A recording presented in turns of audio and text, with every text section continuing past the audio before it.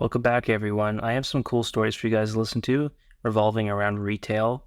I hope you guys can enjoy them. If you do, please leave a like, comment, and subscribe. I love hearing back from you guys, and with that said, enjoy. I used to work at a smaller grocery store. I worked there for several years from the time I was a senior in high school, all the way through college.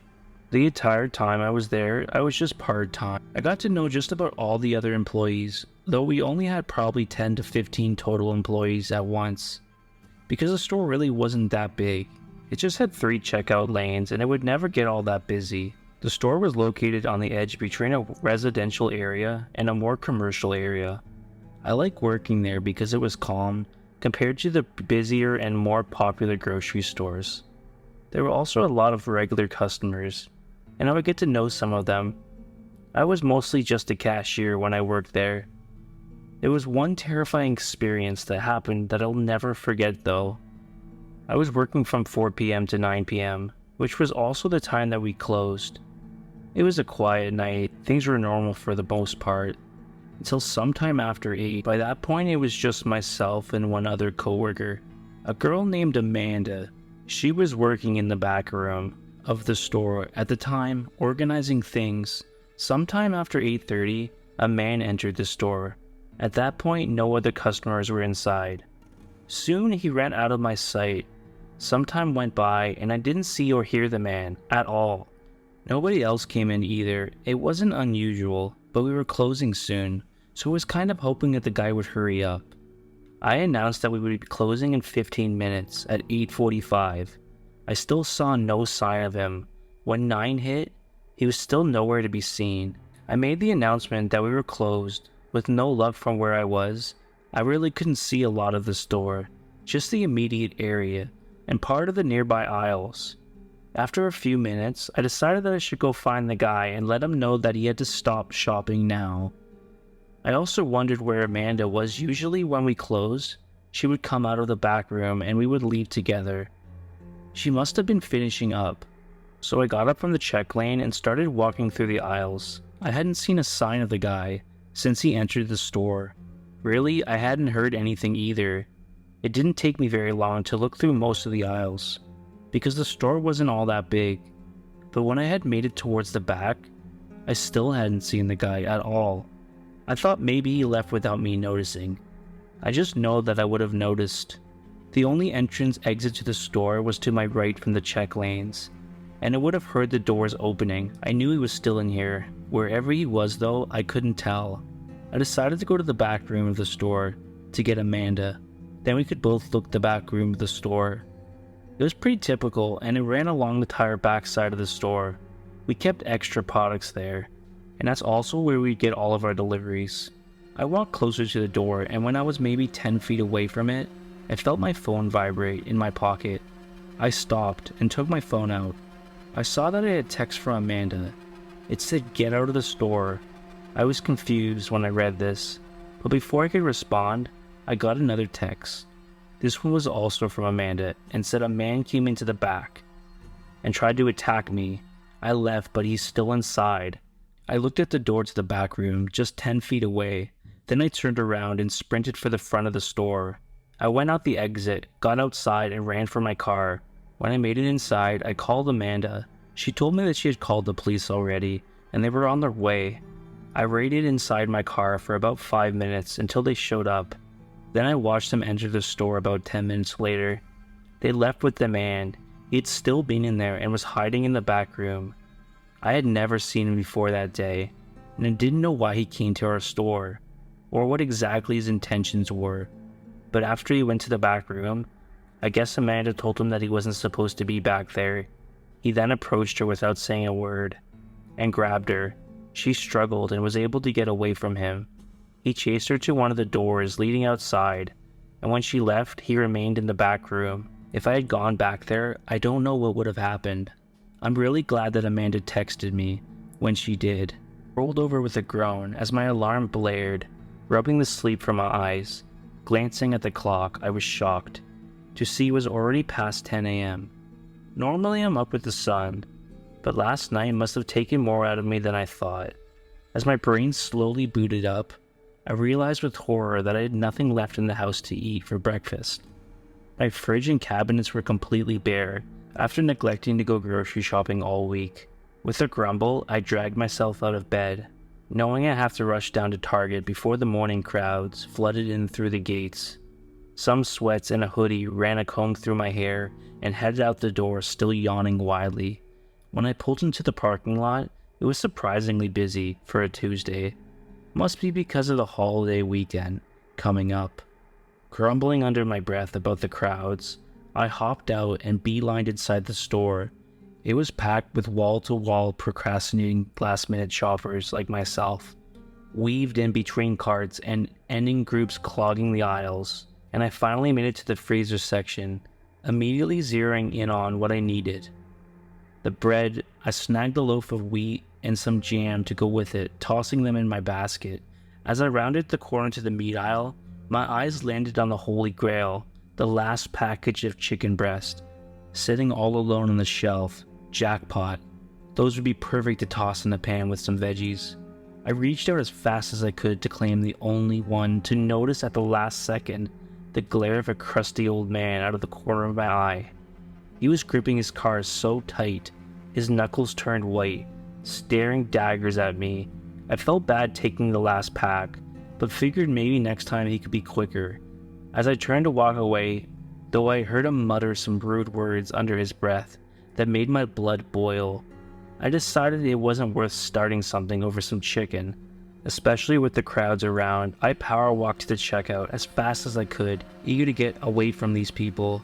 I unloaded my measly haul onto the conveyor belt. I could feel his eyes burning a hole into the back of my head.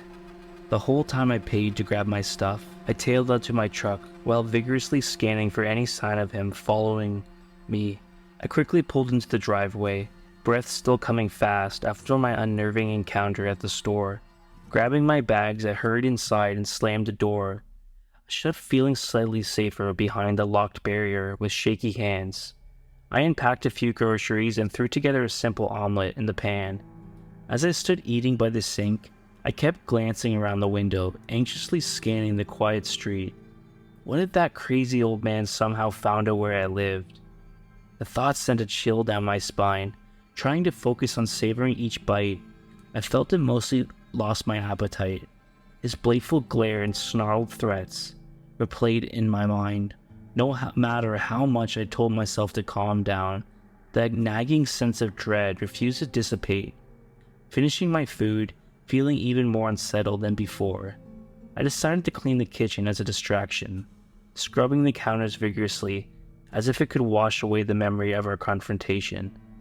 But each scrape and clang of utensils just echoed in the empty house, emphasizing my isolation as sunlight faded to dust. Shadows grew thicker, casting unnerving shapes along the walls. I jumped at every creaking groan, typical of an old home, now magnified 100-fold.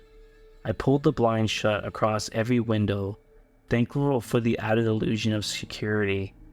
Even if I knew it changed nothing, I grabbed the phone, ready to dial emergency services at the slightest unusual sound outside. The following days, I jumped at every little noise, convinced it was him coming after me. Driving different routes to and from errands, hoping to avoid any run-ins. I peered out of the blinds for hours at a time, waiting for some imagined attack that never came. Slowly, the paranoia started grinding me down. Hardly sleeping or eating, the anxiety consumed my every waking moment. Then one Sunday afternoon, I swore I spotted his hunched figure in the long edge of my neighborhood, in that dented sedan of his, heart thundering in my chest. My fight or flight kicked into overdrive. I threw my car into gear and followed at a distance, intent on confronting him, once and for all. When the light turned red, a few blocks over, I slammed on my brakes and leapt out, pounding on his passenger window with all my might. Only as the glass rolled down, it wasn't his wrinkled face staring back at me in confusion, but a younger man I'd never seen before. Face burning red with embarrassment, I stammered out some half-assed apology before scrambling back into my car. I drove home mentally kicking myself for letting a stupid misunderstanding spiraled so far out of control. Guess that chicken was way more trouble than it was worth. In the end, from now on, I'll be sure to get my shopping done before the crowds and the grumpy old men. It was just supposed to be a normal shopping trip. As a single mom, I'm always looking for good deals, so I can stretch my limited budget. I had a few coupons and ads from the Target that was in my house, so I decided to take my son Joshua there to pick up some essentials. We walked in and grabbed a red cart. Joshua sat in front, his little legs dangling over the edge, while I steered up towards the clothing section. I ruffled his hair as I parked our cart. "Okay, buddy, Mommy just needs to grab a few things. I'll be quick," I said when we started in the kids section, looking at shirts and shorts for Joshua. They had some great good sales going on summer clothes. I held out a little graphic tee with a dinosaur on it. "Look, Joshy, isn't this cute? Do you like this one?" I asked.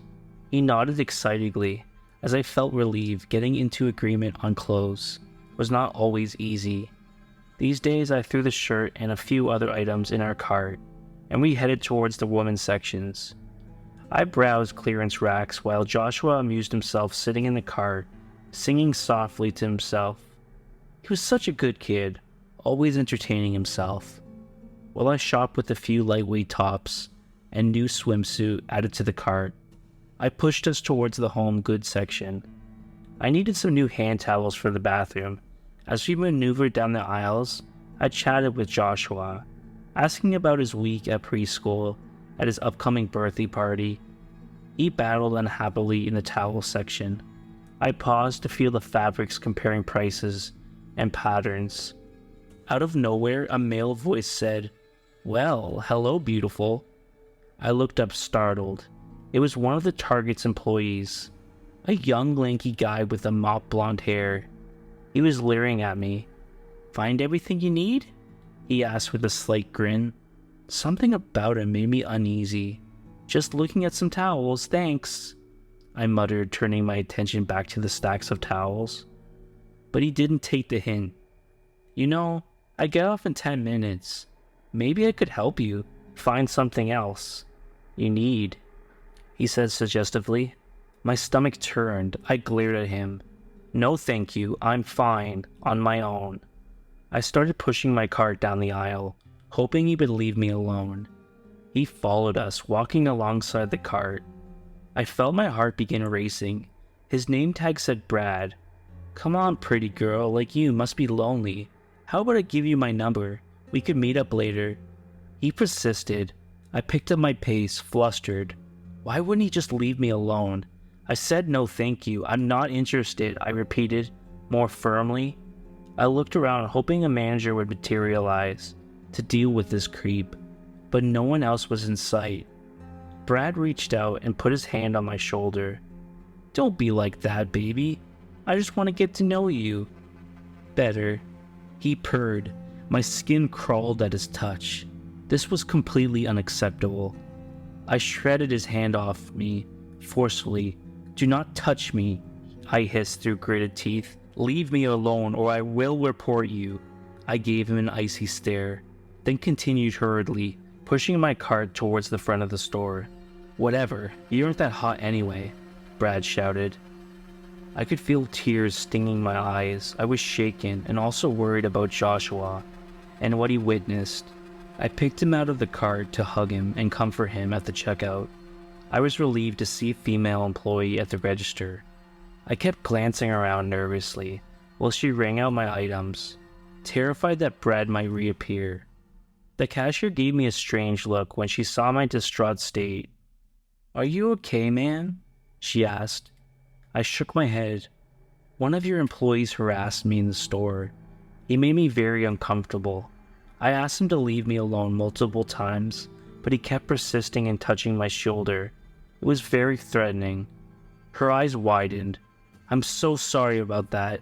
It should have happened. Let me call a manager for you." She picked up the store phone and paged for a manager. After several minutes with no response, she sighed. "I'm sorry, but it seems the managers are tied up right now. Let me give you their business card, so you can follow up." She fished a card out from under the counter and handed it to me. I paid for my items and hurried out of the store, still unsettled by the encounter. As soon as I got home, I dialed the number on the manager's card, but it went straight to a voicemail. Frustrated, I left a detailed message about what had transpired with the employee named Brad. I asked for a prompt response. It bothered me all day knowing that he was still working there and could harass other women. So that evening, I decided to write a review online, detailing the disturbing incident. I explained how Brad accosted me multiple times despite my objections, used inappropriate language, touched me without my consent, and management was unavailable when I reported it. I never received a call back from my target manager, but a week later I had a notification that someone replied to my review. It was from Brad's wife. Her message explaining that Brad had been fired from Target because of my complaint. She thanked me profusely for speaking up and getting him terminated, as he had been abusive to her at home. I cried with relief, knowing I helped put a stop to his awful behavior. That trip to Target was supposed to be uneventful, but it ended up being a traumatic experience. I'm grateful I found the courage to report that despicable employee even though management initially ignored me. Who knows how many other women I helped protect from harassment by getting that predator fired, but I'm still cautious anytime I need to go back to Target, keeping one eye out for creepy men. This single mom just wants to feel safe while browsing aisles and checking out coupons. This happened about a year ago, and I still have yet to return to the store without my husband. So last July, I took my then 4 and 6-year-old sons to Target, to a back-to-school shop. Since having kids and hearing all these horror stories, I'm very observant of my surroundings when out. Anyways, while at Target, like most women, I looked through all the sections. While in the women's clothing, I noticed 2 older men close by that kept looking over our way. I thought maybe I'm just being paranoid, so I kept going about my business, but keeping my boys super close. We go to the baby section, and they pop up. Toys, makeup, and same thing. I was really feeling uneasy because they seemed to be everywhere we were, and they never had a cart. One guy was holding one little thing. I go check out, wait for a big group of nurses leaving Starbucks to walk out with. I threw the boys in the car without buckling them in and locked the doors. As soon as I look up, the 2 guys walk out empty-handed, looking around. I don't think they saw me, so I started to leave. When I looked in my rearview mirror and saw them behind me in a truck, I stopped right there and turned and took a photo so they could see me. They turned like they were going back to the store, and I park over a couple of stores down where they can't see me and call the cops. While I'm on the phone with them in a full-blown panic attack, I watched one of the guys change his shirt and go back inside. I waited till the police got there so I could make sure they were getting the right guys. I don't know what their plan was that day, but my mama gut told me it wasn't anything good. I'm so thankful my babies and I are okay. I hope you guys enjoyed those stories. With that said, I hope you guys also had great holidays and had fun with your families. And if you guys did enjoy the stories, please leave a like, comment, and subscribe. With that said, as always, stay depraved.